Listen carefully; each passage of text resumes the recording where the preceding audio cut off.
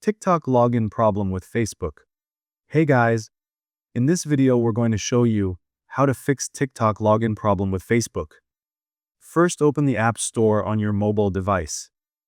Now search for TikTok in the search bar and check if there's an update available. If you see the update button, tap on it and wait until the update is complete. After that, go back and open the TikTok app. Here, tap on Continue with Facebook when you see the login options. Then tap on Continue again to confirm. If the login issue still appears, now go back and open Settings on your phone. Then tap on General from the list. Here, tap on iPhone Storage to see all your apps. Now scroll down and find TikTok in the list, then tap on it.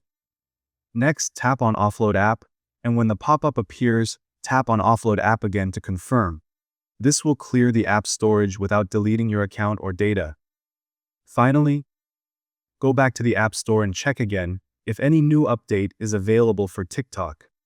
Once updated, try logging in with Facebook again, and it should work smoothly. Thank you guys so much for watching. I hope you got some value. See you at the next one.